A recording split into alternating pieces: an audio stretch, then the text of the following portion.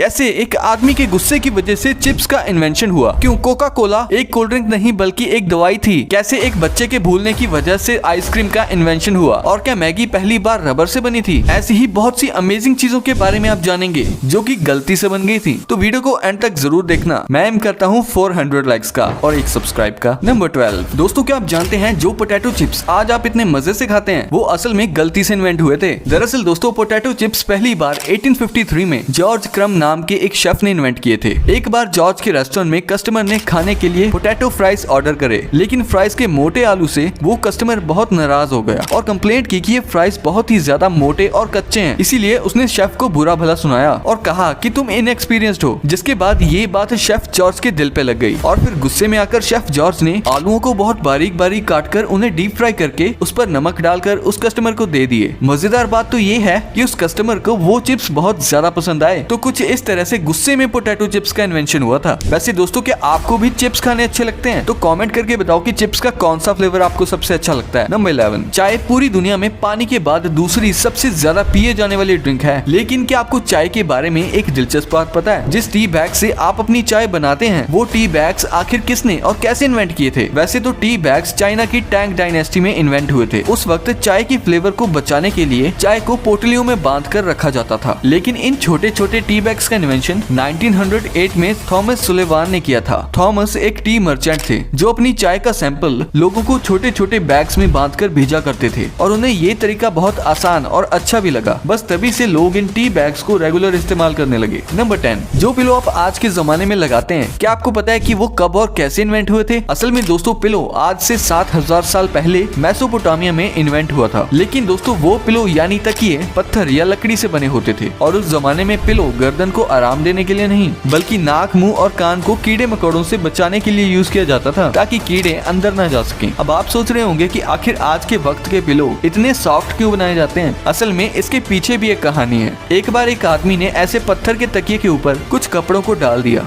जिसके बाद वो उस पत्थर और कपड़ों के तकिए पर सोया तो उसे बहुत आराम महसूस हुआ। बस तभी से ही लोगों ने मुलायम तकिए बनाना शुरू कर दिया। नंबर 9 क्या आप जानते हैं कि स्टिक आइसक्रीम का इन्वेंशन एक छोटे बच्चे के भूलने की वजह से हुआ था? जी हाँ, आज से करीब 100 साल पहले एक 11 साल के बच्चे ने पानी में सोडा मिक्स करके रखा और चम्मच को उसी ग्लास में छोड़ के वो बच्चा उसे पीना भूल गया। उस वक्त ठंड का मौसम था, इसीलिए सुबह तक वो सोडा वाटर चम्मच के साथ ही ग्लास के अंदर जम गया था और फिर जब उसने उसे ऐसे ही खाया तो उसे वो बड़ा मजेदार लगा। और उसने जब ये सबको बताया तो अमेरिकन कन्फेशनर हैरी बर्ट को एक आइडिया आया कि क्यों ना इस सोडा वाटर में फ्लेवर्स डालकर स्टिक आइसक्रीम का इन्वेंशन किया जाए और तब से आज तक ये सबकी फेवरेट है। नंबर 8 दोस्तों, बबल रैप हम सभी को पसंद होते हैं क्योंकि इसे फोड़ने में मजा जो आता है। वैसे ये साइकोलॉजिकल भी प्रूवन है कि बबल रैप को फोड़ने से स्ट्रेस कम होता है। लेकिन क्या आपको पता है कि बबल रैप को आखिर किस पर्पस के लिए इन्वेंट किया गया था? असल में दोस्तों, बबल रैप को अल्फ्रेड फील्डिंग और मार्क शेवेंस ने 1957 में दीवारों पर डिजाइन्स बनाने के लिए इन्वेंट किया था। इसीलिए पेंट बॉक्स में भी बबल रैप भी उसके साथ दिया जाता था। लेकिन दोस्तों, बबल रैप तो दीवारों पर अच्छे डिजाइन्स बनाने में तो कामयाब नहीं हो पाई। लेकिन इसके इन्वेंटर्स ने नोटिस किया कि बबल रैप बॉक्स के अंदर पेंट को खराब होने से बचा पा रहा था। तभी से इसके इन्वेंटर्स ने इसको वॉलपेपर की जगह पैकेजिंग में इस्तेमाल करने का फैसला किया और तब से अब तक बबल रैप को आप हर एक पैकेजिंग में देख सकते हैं। नंबर 7 क्या आप जानते हैं कि सबकी most favourite drink Coca Cola को इन्वेंट करने का पर्पस सर दर्द और एंजाइटी को दूर करना था? कोका कोला का जॉन स्टिथ पेम्बर्टन ने सर दर्द के सिरप के लिए इन्वेंट किया था। लेकिन जब वो ये सिरप बना रहे थे तब गलती से उनके मिक्सचर में कार्बोनेटेड वाटर गिर गया था।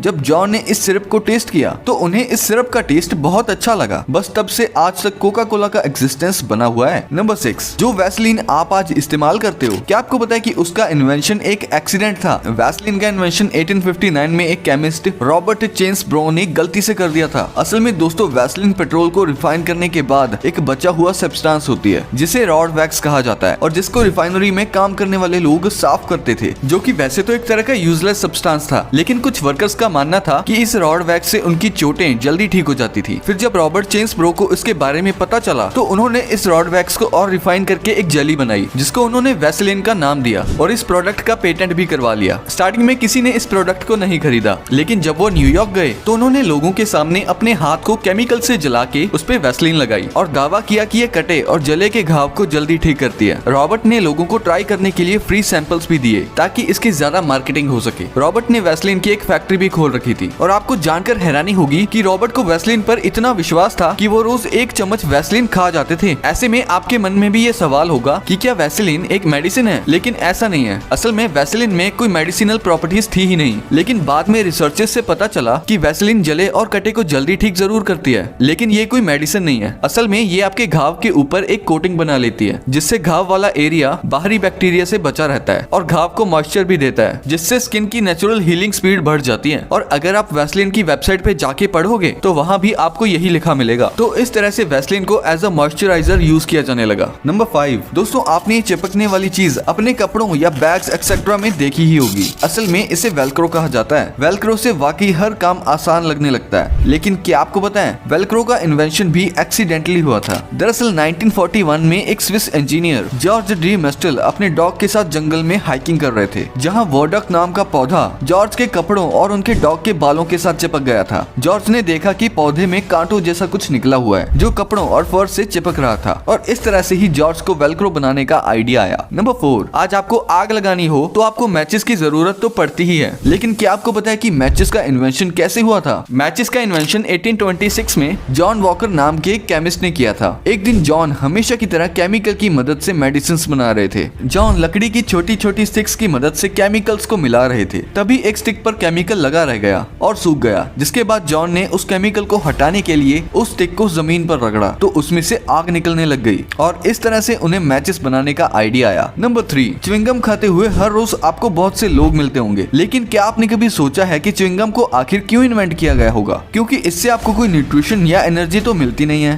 दोस्तों, आप जानकर हैरान हो जाएंगे कि च्युइंगम का इन्वेंशन एक एक्सीडेंट था। जी हाँ दोस्तों, च्युइंगम को वॉल्टर ई डिएमर ने एक गलती से इन्वेंट कर दिया था। असल में वॉल्टर रबर बनाने के लिए एक एक्सपेरिमेंट कर रहे थे, लेकिन जब उनका एक्सपेरिमेंट पूरा हुआ तो उन्हें बबल्स वाली रबर जैसी कोई चीज दिखी, जिसके अंदर बाद में फ्लेवर और कलर ऐड करके उसे च्युइंगम का नाम दे दिया गया। असल में बबल की वजह से ये प्रोडक्ट बहुत ही जल्दी लोगों को पसंद आने लग गया। नंबर 2, प्लास्टिक के बारे में आप सब तो ये जानते ही होंगे कि प्लास्टिक बहुत यूजफुल होता है, लेकिन इसके अंदर बहुत सारे नुकसान भी होते हैं, और सबसे बड़ा नुकसान तो पोल्यूशन है जो इससे होता है। लेकिन क्या आपको पता है कि प्लास्टिक का इन्वेंशन भी एक्सीडेंटली हुआ था? दरअसल दोस्तों, प्लास्टिक के इन्वेंशन से पहले शेलैक नाम के प्रोडक्ट को हर चीज के लिए, जैसे वुड वार्निशिंग, रिकॉर्ड्स बनाने और डेंटल टेक्नोलॉजी में यूज किया जाता था। शेलैक का प्राइस बहुत ज्यादा महंगा होता था, इसीलिए एक केमिस्ट लियो हेनरिक बेकलैंड ने एक ऐसा प्रोडक्ट बनाने का सोचा जिससे शेलैक को रिप्लेस किया जा सके। लेकिन जब लियो ने एक्सपेरिमेंट किया तो गलती से एक ऐसा मटेरियल बन गया जो आराम से मुड़ पा रहा था और मजबूत भी था, और इस तरह से प्लास्टिक का इन्वेंशन हुआ। नंबर 1, मैगी इस पूरी दुनिया में ज्यादातर लोगों की फेवरेट डिश है, लेकिन क्या आपको पता है कि मैगी का इन्वेंशन किसने, कब और क्यों किया था? दोस्तों, मैगी का इन्वेंशन 1884 में स्विट्जरलैंड के जूलियस मैगी नाम के एक बिजनेसमैन ने किया था। दरअसल वो बिजी वर्किंग वुमेन और मैन के लिए एक न्यूट्रिशियस और जल्दी पकने वाली डिश इन्वेंट करना चाहते थे, इसीलिए उन्होंने मटर और बीन्स के पाउडर का एक मसाला बनाया जिससे लोग आसानी से पकाकर खा सकते थे, जिसके अंदर बाद में नूडल्स भी शामिल कर दिए गए। जब मैगी को अमेरिका में पहली बार लॉन्च किया गया था तब इसकी अपीयरेंस से लोगों को लगा कि ये शायद रबर से बनती है, क्योंकि इसका टेक्सचर किसी रबर की तरह ही था। लेकिन फिर धीरे धीरे मैगी के टेस्ट ने अमेरिकन का दिल जीत लिया और फिर इसे इंडिया में भी लॉन्च कर दिया गया था। तो दोस्तों, ये थी कुछ चीजें जो गलती से इन्वेंट हो गई थी, पर आप इस वीडियो को लाइक ना करने की गलती ना करना और सब्सक्राइब करने की भी, क्योंकि अगर आप गलती से भी सब्सक्राइब करना भूल गए तो आप ऐसी और अमेजिंग वीडियोस नहीं देख पाओगे। तो सब्सक्राइब कर लो यार।